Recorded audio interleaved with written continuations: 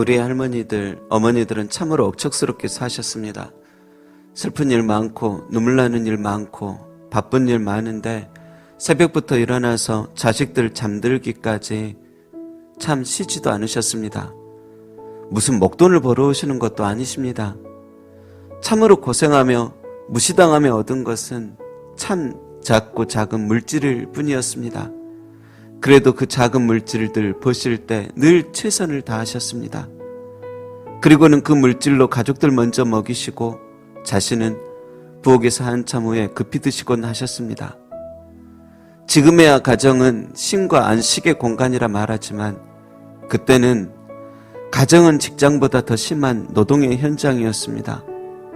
참 많은 대가족들의 먹을 것과 입을 것과 시댁의 잔소리까지 그 편한 문명기계도 없이 너무 그리운 친정 부모님의 위로도 없이 남편의 따뜻한 다정함도 없이 그 무거운 짐을 다 감당하셨습니다.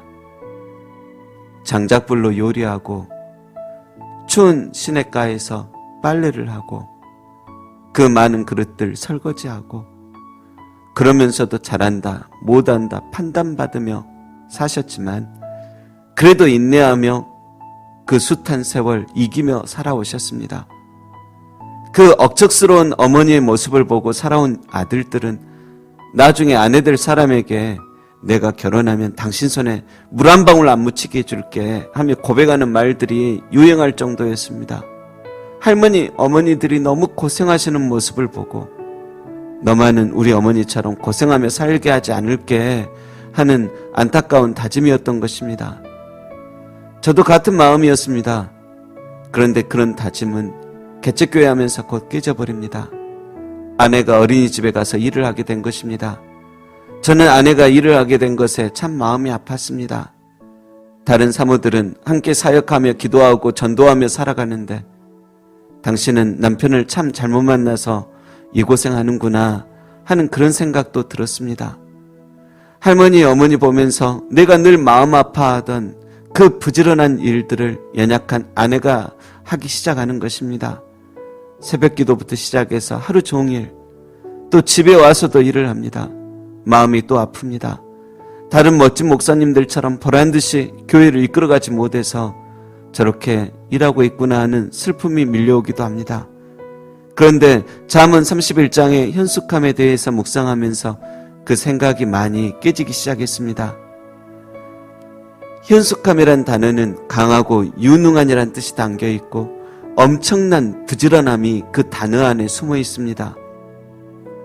잠언 31장의 현숙한 여인을 묵상하면서 우리 어머니들이 생각났고 지금의 아내가 생각났고 또 귀한 분이 태권도 학원을 지원해주어 다닌 것 말고는 한 번도 일반 학원을 보내준 적 없어도 열심히 스스로 공부할 줄 아는 딸을 다시 보게 되었습니다.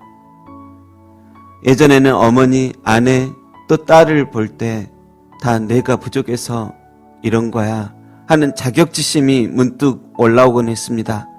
하지만 이제는 이런 미련하고 소심한 생각을 멈추고 그런 귀하고 현숙한 여인들을 만난 것을 참으로 감사하며 살아야겠다는 생각이 들었습니다.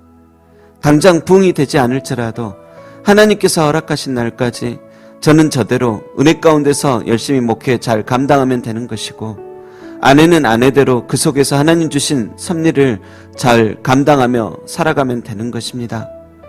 저는 제가 사랑하는 사람들이 원하는 거 먹고 원하는 데 놀러가고 원하는 대로 생각하고 사는 것이 행복이라 여긴 적도 있습니다. 그런데 말씀을 보고 나니 하나님을 알고 나니 또 더욱 잠언 31장의 현숙한 여인을 보고 나니 당신 손에 물 한 방울 안 묻히게 해줄 게가 자칫하면 사랑이 아니라 하나님께서 그에게 주신 소명과 사명을 뺏는 저주가 될 수도 있겠다 싶었습니다.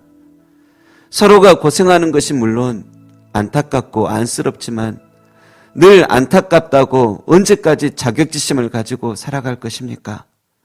또 내가 원하는 그 수준은 어디까지 가야 아들로서 남편으로서 부모로서 자신만만해지겠습니까? 목회하는 한은 그것은 어려울 듯합니다.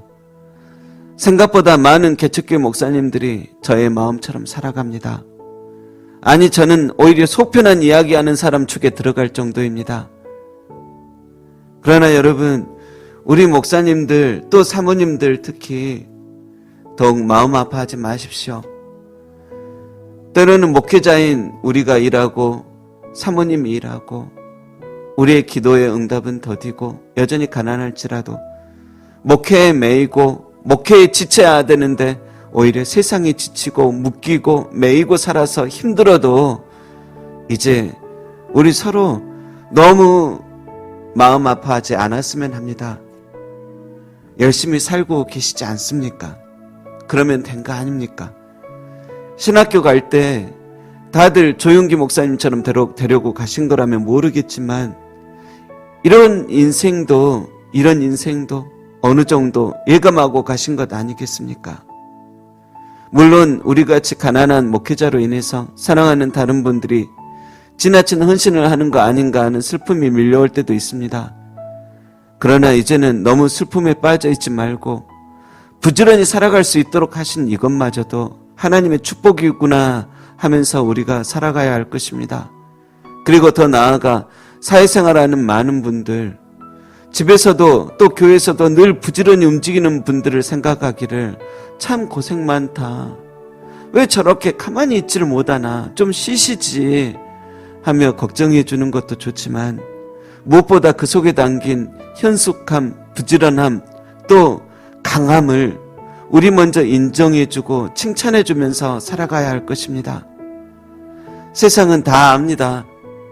가정을 팽개치고 자기 마음대로 하고 자기 하고 싶은 대로 하고 게으른 엄마 아빠는 아무리 잘 살아도 자식들도 인정하지 않습니다. 그러나 가정이란 무게, 어머니란 무게, 슬픔의 여러 가지 무게들을 묵묵히 잘 감당하며 살아오신 어머니를 왜 그렇게까지 하시냐고 답답해하면서도 그 어머니를 존중합니다. 인생 살면서 하나님과 함께 같이 많이 부르는 이름은 엄마, 어머니입니다. 왜일까요? 세상 사람들은 그저 어머니를 가난하고 꾀죄죄한 여인으로 기억할지라도 성숙한 자식들에게 그 어머니라는 이름은 세상 모든 여자보다 위대한 이름이기 때문입니다. 왜입니까? 너무도 열심히 사셔서 그런 것입니다. 저는 당신이 이런 말을 듣기를 원합니다. 그의 자식들은 일어나 감사하며 그의 남편은 칭찬하기를 덕행 있는 여자가 많으나 그대는 모든 여자보다 뛰어나다 하느니라. 그의 자식들은 일어나 감사하며 그의 아내는 칭찬하기를 덕행 있는 남자가 많으나 당신은 모든 남자보다 뛰어납니다. 아내나 남편이나 모두가 이런 말들을 듣기를 원합니다. 할머니, 어머니, 여보, 할아버지, 아버지, 사랑하는 신랑님, 너무 많이 고생하셨습니다. 그런데 당신들이 못나서 그렇게 고생하신 것이 아닙니다. 참으로 강하고 부지런하시고 현숙하셨기 때문에 그리하신 것입니다. 약하고 부족하고 또 어리석은 저 같은 사람 도와주시려고 하나님 보내신 천사와 같은 분이라서 그렇게 열심히 사셨던 것입니다. 당신들은 현숙한 분들이며 참으로 멋지신 분들입니다.